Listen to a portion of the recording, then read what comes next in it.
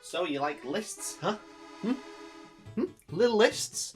You like it when I tell you what's good and what's bad. You like it when you listen to my opinion and you don't get to make your own informed decision. You just like to listen to me, tell you what's good and tell you what's bad. Well, today I'm going to do exactly that. Because we have the new Death Guard Codex. Thank you very much to Games Workshop for sending me this bad boy so I could do a review for you. So today I'm going to be telling you the top 7 changes. Because we're a narrative channel. 7. I'm going to tell you the top 7 changes from this codex compared to this thing. Don't need that anymore. You can still kind of see it. It's still in shot. He's landed upright. So we're going to be going through the top 7 changes out of this book compared to the last book. Probably the top 7 most important changes if you are a Death Guard player. The things you're probably going to be, the first things you're going to look for, the things you might miss. So I've gone over the top 7, but I actually did a full review.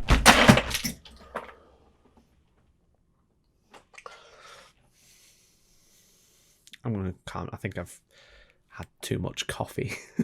But if you want to see a full breakdown of everything that's changed in the codex, then you can check out Hellstormwargaming.co.uk and become a member on there. You can join our Patreon at patreon.com/Hellstormwargaming, or you can become a member right here on YouTube. Join Tier 3 for extra videos every single week. And I basically go through every single change or every new thing I can find in this book and break it down for you there. But today we're just going to be doing a short top 7 changes. But if you'd like to see this codex in action also live today at 2 PM, so if you're watching on the day release, there's going to be a live stream between Death Guard versus Custodes. It's me and Alex, we're playing live. It's going to be a live game, 2,000 point Strike Force game against each other on this board right behind me.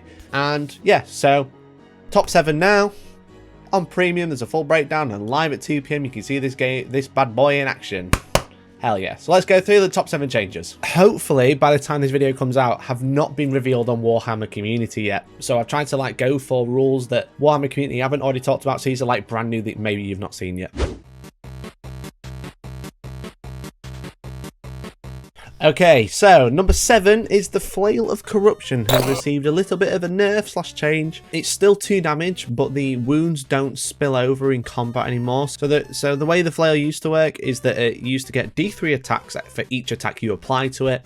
It used to be 2 damage and the wounds used to spill over. So if there's something with 1 wound, it used to kill 2, for example. But now it doesn't do that. You make 2 attacks for each attack you would make with that weapon. So for example, a Plague Marine would make 4 attacks with it because they have 2 attacks base now, but then it's just a 2 damage weapon essentially. Now there is a stratagem that allows any weapon in a certain unit to spill over in combat like the Flail used to, but this no longer has its own ability built in. It's a little bit of a shame because it's my favourite weapon and it's quite scary against the right unit. Well, it used to be quite scary against the right unit, and then against other units it didn't really matter, but now it's just a damage 2 weapon. Next up, there's a new keyword called Foetid Virion, which is essentially given to all of your characters in the elite slot, such as the Blightbringer, the Blight Spawn, the Putrifier, the Tallyman, and the Plague Surgeon. These guys only take up 1 elite slot per 3 data sheets, as long as there are 3 different ones. So for example, you could take a Noxious Blightbringer, a Foul Blight Spawn, and a Biologus, and these guys would only take up 1 elite slot in a detachment. This is really good because the elite slot is very high, it's really sought after in a Death Guard army. It's like a high tax slot because a lot of units are in there, such as your Death Shroud, your Blight Lords, all of your Dreadnoughts, etc. So these guys are only taking up 1 slot, even if it's up to 3 data sheets, so you don't have to take 3 for this to work. But these guys only taking up 1 slot is really nice change. It means you can start looking at patrols if you want to, but if you are running a battalion, you've got 6 in there. Taking 3 of these would normally take up half the detachment limitation. Now it's only going to be taking up 1, which is a really, really good change in my opinion. So this is a nice, welcome change to get all the characters and not limit other choices that you're going to be taking in the army. Number 5 is Diseased Minions is a new rule. And essentially, Poxwalkers and Cultists have received a little bit of a nerf in terms of their functionality on the battlefield. I should say that they aren't core units anymore, and they won't be getting objectives secured either. So they don't benefit from any character rerolls, and they don't auto hold objectives anymore. They're just like, they don't have that. But there's this new rule called Disease Minions, which means you can only take Poxwalkers and Cultists up to the same number of core infantry units you have in your army. For example, Plague Marines are core infantry, along with the Terminators as well. And you can only have up to a same amount of Poxwalker units or Cultist units, the same amount of core infantry units you've got in your army. So for example, if you have 2 Plague Marine units and that's the only core infantry you've got in your army, you can have up to 2 Poxwalkers and up to 2 Cultists in the same army, or the same detachment, sorry. Which is kind of like, the units, the Poxwalkers and the Cultists have both got cheaper, but this is like a really like hard nerf for them. So no obsec, and you can only take so many if you take other core units. Now you could, if you took a pure Terminator army, then you could take Poxwalkers as your tax troops. You wouldn't have to take Plague Marines. But I mean, they are very cheap, but they've got this tax of taking other units that you might not want to take. So Poxwalkers can't do actions either outside of one of the Codex secondaries as well, so Raise the Banners is now out the window. Number 4 is Blight Bombardment has been removed. So you might have seen in Warhammer community they've changed the stratagem. So the Blight Bombardment now is like an orbital bombardment. But Blight Bombardment in the old way it worked doesn't work anymore, because there's a similar strat that allows 3 models to throw grenades in a unit. They can shoot them in combat, they become pistol 6 and they auto hit, but it's like, it's no longer every model in the unit. So you can't have one unit everyone throwing grenades anymore. And the Biologus, what he does, he gives grenades -1 AP and 2 damage, which isn't too bad. But his old mortal wound ability, where you like, if you got a 6 to wound, it's a mortal wounded addition. Now he can give that to a unit, but for combat only. It's not like, it's not grenades, it's for melee weapons. So it's still a good buff, but it's for melee. It's understandable. The grenade bomb was a super strong stratagem. It feels now they're pushing for like a close quarters, hoardy marine type army that's like, you know, like unstoppable wall type, just so resilient. So he just wants units just walking across the board. It's nice that the Biologus can buff stuff in combat, but it's just not quite the same level as the Blight Bombardment used to be. So shame that that's gone, but there you go. Number 3, over halfway now, is the Ironclot Furnace, which is a very infamous relic from one of the Plague companies that used to give all demon engines within 6 a 4+ invulnerable save. Now, during the command phase, you have to choose a unit and that one gets a 4+ invulnerable save instead. It's an expected nerf because this relic was super strong, like super duper strong. It was just unreal. You didn't see Death Guard lists without it. The problem is this is locked into a Plague company, and this Plague company, the other stuff that comes with it isn't that great now.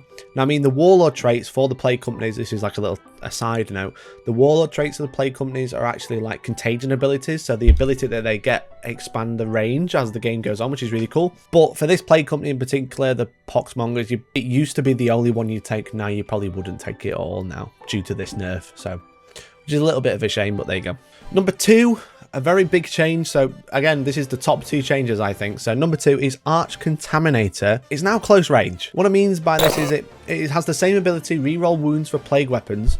However, it's only core units that can do this, which is basically your Plague Marines and your Terminators and your Dreadnoughts, but they don't have plague weapons. So only core units can reroll wounds.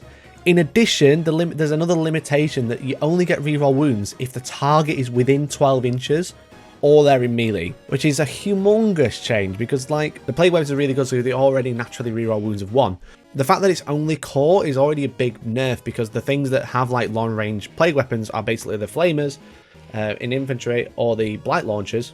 Now that it's only going to be within 12 inches, if the target's within 12 inches, which means your blight launchers have been nerfed as well, because they're not getting the long range anymore. So the Blight launchers have basically been nerfed there, but the fact that, like, it's kind of expected that it was going to be core only, so Plague-based crawlers are going to lose it anyway, so I've kind of, like, written that off as a nerf, that it was going to happen, because that's basically what's happening game-wide. But again, it's just the fact that it's only 12 inches, so it would be only infantry that's basically getting this, so your Blight Lords and your Plague Marines are going to get reroll wounds, and now it's only 12 inches as well. It's just a real shame. It's really a real shame on that one, I think.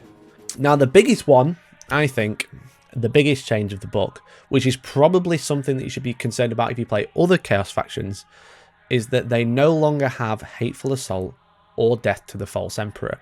Now, before everyone starts turning the PCs off in anger and smashing keyboards on monitors, slow down. From what I've seen, most units have +1 attack on their profile now. So, for example, Plague Marines have 2 attacks base, their champion has 3. Blight Lords have 3 and 4, for example. So Hateful Assault is kind of already built into the profile, which kind of makes them basically, makes a Plague Marine a T5 -1 damage intercessor. But the fact that Space Marines still have Shock Assault, but Chaos don't, and losing Death to the False Emperor, while it was really good, don't get me wrong, it kind of gave some flavour to Chaos, and if every faction's going to lose it, that's a real shame. I don't know if I'd love to say this is an oversight, but this is a humongous oversight if it is. But yeah, so everyone got that extra attack, everyone got that extra wound on profile, but losing Hateful Assault, again, when Space Marines kept it, is a real shame. A real shame. I think the real reason they removed Death to the False Emperor is because most people on YouTube forgot it, so we're just saving you from commenting. But you should comment, boost that engagement range. But there you go. They are the top 7 changes, in my opinion, in this new Death Guard Codex. But what do you guys think? I know a lot of the changes I've gone over is nerfs, but these are kind of like, I didn't want to go into too much new stuff because I'm talking about the changes and how the army's been affected, the playstyle's been affected from the traditional playstyle. There's loads and loads of changes in the book. A lot of profiles have changed, a lot of weapons have changed, and lots of abilities have changed. And there's too much to go over in like one short 10-minute video. So if you would like to see a full breakdown, then make sure you check out the video on Premium. Again, you can access that on Hellstormwargaming. You can access it on patreon.com /Hellstormwargaming, or you can check it out right here on YouTube. Become a member at tier 3 and get extra videos all the time. So, but let me know what you think. Do you think I've got the order right? Would you say like losing Hateful Assault is the most important change, or would you say Arch Contaminator is? I don't know. But let me know down in the comments. I'd love for you to leave a comment about anything and everything. I know everyone on YouTube says it and it's really annoying, but it does really help out the channel. But if you're not subscribed already, then do click subscribe. Don't forget, we'll be live at 2 PM today with a battle report. We'll be doing it live. We've got a cool table, we've got a cool setup, so make sure you check it out if you can. Otherwise, have a great day. Thank you very much for watching, and hopefully I will smell you later. Bye bye.